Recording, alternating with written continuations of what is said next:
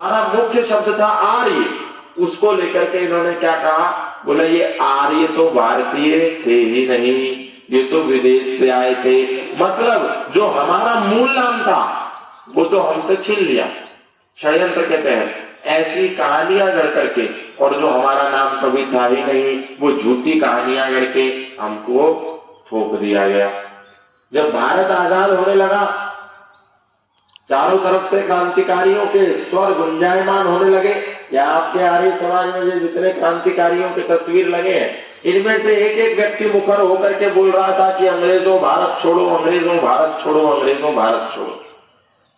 जो आंदोलनकारी था वो क्रांति के माध्यम से इस काम को कर रहा था। कोई अनशन कर रहा था, कोई भूख हड़ताल कर रहा था, कोई बम धमाके कर रहा था, कोई मौन धारण करके बैठा था, कोई साहित्यकार था तो लेखन के माध्यम से कर रहा था। हर आदमी अपनी भूमिका का निर्वहन कर रहा था।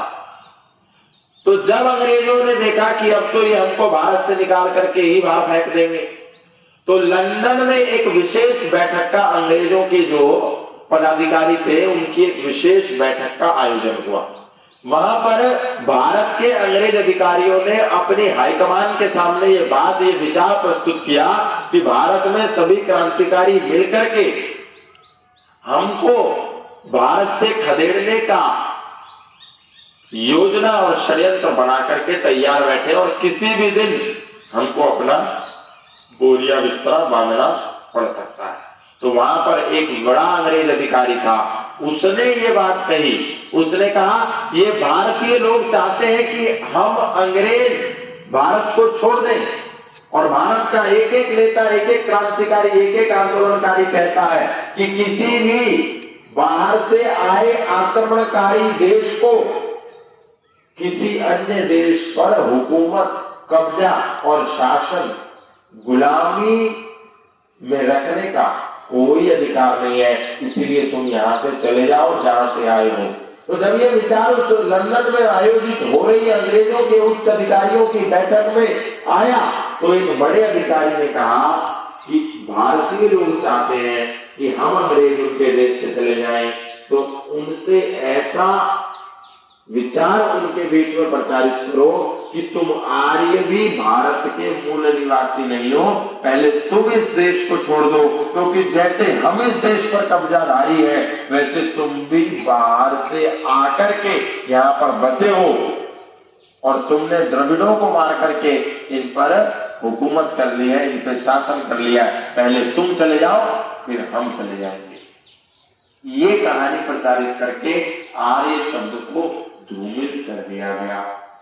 फिर एक तीसरा षड्यंत्र हमारे नाम के साथ रचा गया, वो था इंडिया और इंडियन। ये इंडिया और इंडियन शब्द कहां से आया? आप जब ऑक्सफोर्ड डिक्शनरी उठा करके देखेंगे तो इंडियन शब्द का अर्थ वहां पर आपको मिलेगा। जब अंग्रेज भारत में आए तो उन्होंने कहा ये तो सपेरों का देश है, ये तो गडरियों का देश है, ये तो मूर्खों का देश है, ये तो गंवारों का देश है। तो आखिर हम इस देश में रहने वाले लोगों को क्या कह के संबोधित करें? तो उन्होंने कहा ये इंडियन है। अब इंडियन के 3-4 अर्थ आपको ऑक्सफोर्ड की डिक्शनरी में मिलेंगे। पहला अर्थ है अनसिविलाइज्ड पीपल, जिनको रहने सहने का कोई सेंस नहीं है। दूसरा अर्थ है इंडिका की संतानें, अवैध संतानें। जो अवैध संतानें होती हैं उसको इंडियन कहा जाता है। अच्छा, अब ये अवैध संतानें क्या होती है? क्रिश्चियन लॉ के अनुसार जिसकी शादी चर्च में नहीं हुई है और यज्ञ हवन आदि करके हुई है, अन्य किसी परंपरा से हुई है, गुरु ग्रंथ साहब के चारों तरफ लावा फेरे लेकर हुई है, वो शादी उनके यहां मान्य, वो विवाह उनके यहां मान्य नहीं है।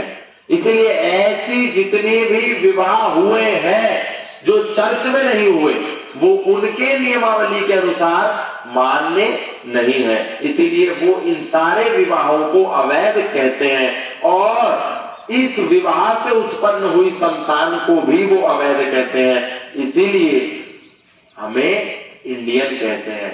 लेकिन आप यदि ब्रिटेन में जाएंगे, उनके देश में जाएंगे और किसी को गलती से इंडियन कह देंगे तो 6 महीने की सजा का प्रावधान है और भारी जुर्माने का भी प्रावधान है। भारत में हम कहते हैं we are proud to be Indian, we are proud to be Indian. इसका तात्पर्य यही है, we are proud to be uncivilised, we are proud to be outdated, we are proud to be old fashion. लेकिन हम गर्व से कहते हैं I am proud to be Indian, my country and my nation is India.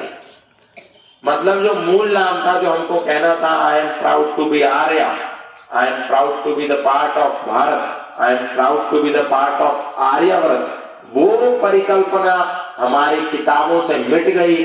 आज यदि हम किसी भी विद्यार्थी से पूछते हैं तुम्हारी पहचान क्या है, तो वो कहता है मैं हिंदू हूं। और क्या पहचान है, तो बोलता है मैं इंडियन हूं। लेकिन एक भी विद्यार्थी को ये ना तो बताया जाता है, ना ये पढ़ाया जाता है कि तुम आर्य हो, क्योंकि यदि वो आर्य खुद को कहेगा तो श्रेष्ठता की श्रेणी और श्रृंखला में जाकर के खड़ा हो जाएगा। इसको नीच बनाए रखो।